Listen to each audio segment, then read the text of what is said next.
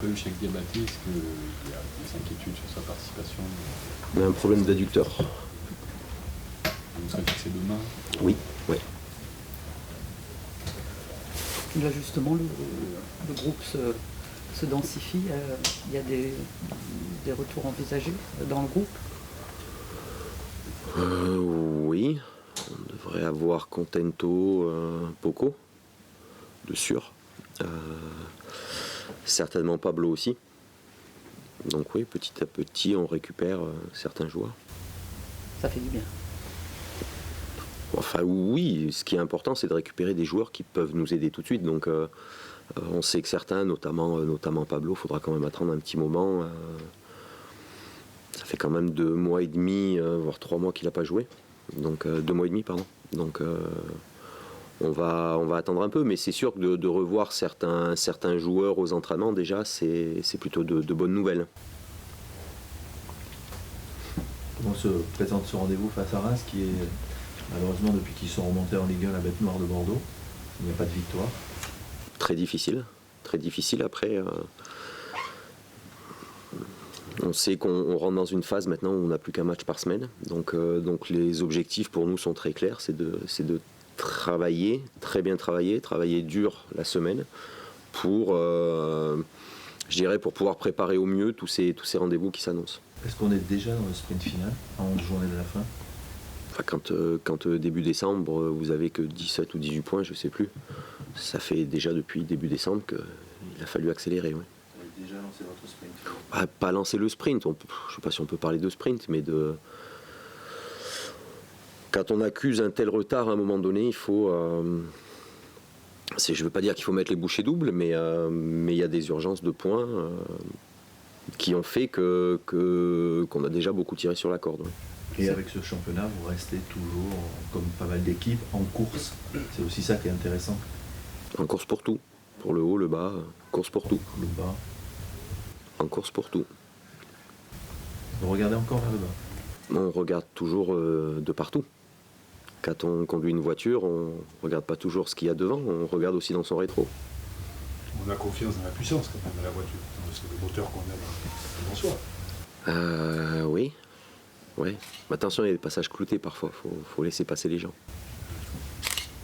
On a souvent parlé du record d'invincibilité de Bordeaux contre Marseille. Il y en a un autre dont on parle beaucoup moins. La dernière fois que Bordeaux a gagné à Reims, une partie d'entre nous n'était pas née ici. C'était en 62, en championnat. Oui, donc beaucoup n'étaient pas nés.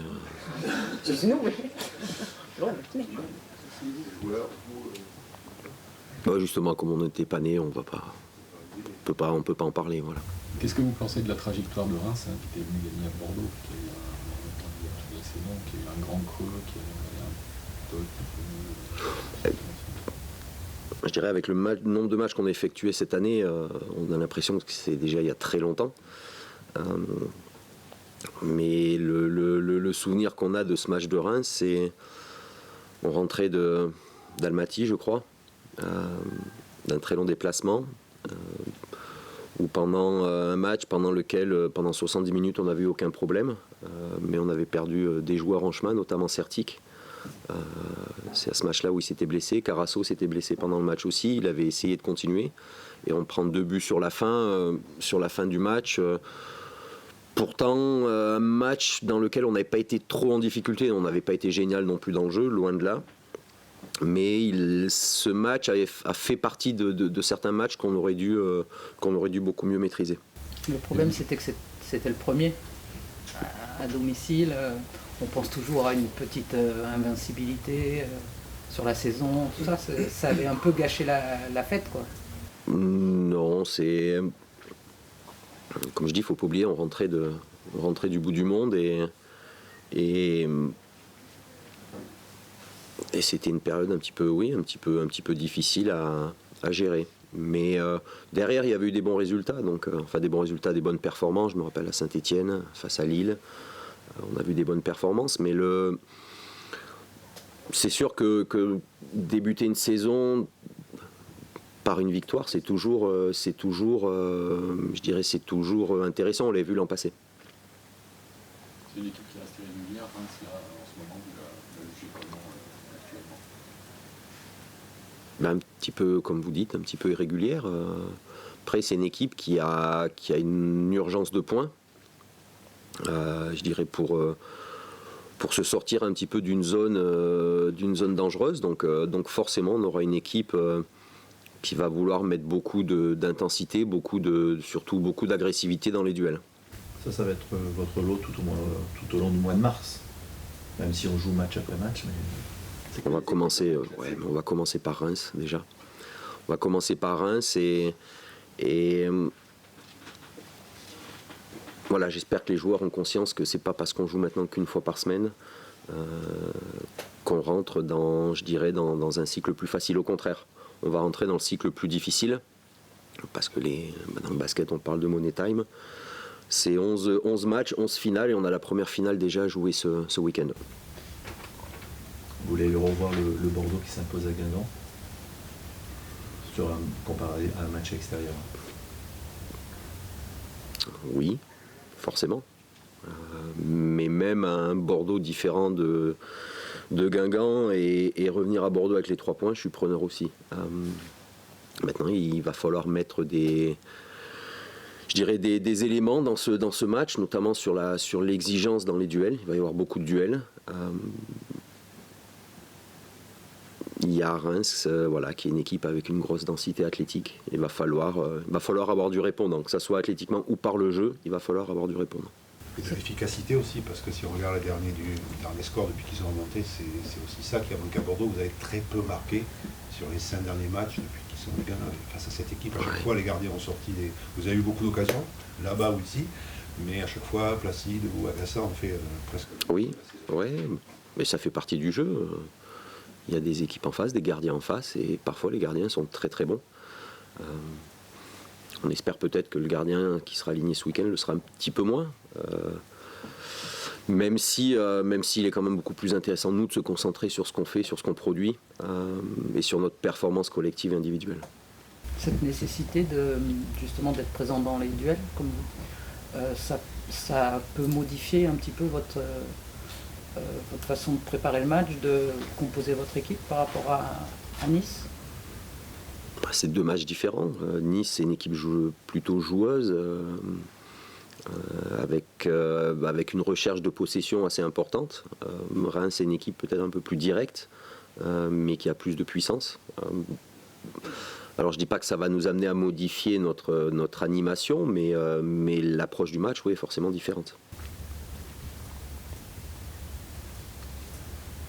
Justement, vous avez changé votre animation depuis quelques matchs. C'est dû à quoi? Il fallait changer des trucs, il fallait... Entre les envies et les obligations, il y a toujours, on pense toujours d'un côté ou de l'autre, suivant les contextes. Et on sortait d'une période où on a pris beaucoup de buts. Après les matchs de Lyon et de Saint-Étienne. Un peu de Nantes aussi, mais c'était la coupe. Où on avait fait le choix d'avoir un jeu un peu plus d'avoir un peu plus de joueurs à vocation offensive sur la pelouse, mais pour garantir des performances à long terme, on sait aussi qu'on a besoin notamment d'un milieu de terrain très fort. Ce que vous avez vu face à Nice se confirme, ce système que vous mettez en place actuellement et cette animation? On est aussi beaucoup dans match après match. Si vous avez la chance d'avoir un groupe qui évolue peu dans la saison, vous pouvez éventuellement reproduire presque à l'infini un même schéma. Mais quand vous avez autant de pépins qu'on a eu depuis le début de saison, ça a été très difficile de garder une animation et un système égal de match en match. On peut faire un point sur trois blessés. Nicolas Maurice Bellet, est-ce qu'il a été opéré Oui. ou pas? Et on peut le revoir d'ici la fin de saison? Non. Pas, non. Mathieu Debuchy, c'est plutôt 10 jours alors, plutôt 2 semaines ou 3 semaines. Il y a eu deux échos différents sur la longueur de son disponibilité. 2 échos? Deux estimations. Données par qui? Dans l'équipe aujourd'hui, c'est 10 jours. Si nous on a donné une estimation, c'est tout. Et Nicolas Palois, est-ce qu'il voit le bout du tunnel et est-ce que vous avez un regret, vu la durée de son indisponibilité, sur la prise en charge de sa blessure? Un regret sur la prise en charge? De sa blessure, il y a eu des infections, une opération. Ouais, mais ça, c'est des choses qu'on ne peut pas forcément éviter, surtout que ça a été fait la plupart du temps dans un cadre, je dirais, hospitalier. Donc, ça a été une blessure, entre guillemets, merdique, qui nous a beaucoup pénalisés, comme celle de Plasil à Guingamp.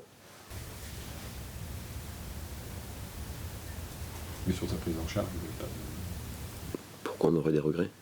Bon, ça paraît long. Pardon? Ça semble long pour la blessure à l'origine.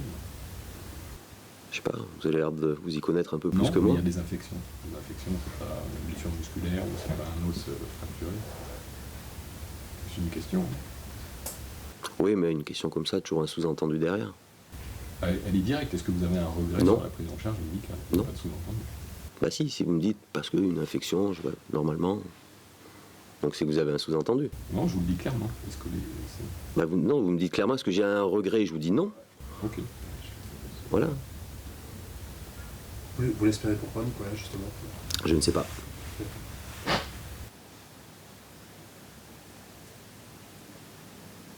C'est bon? Parfait, merci. Merci.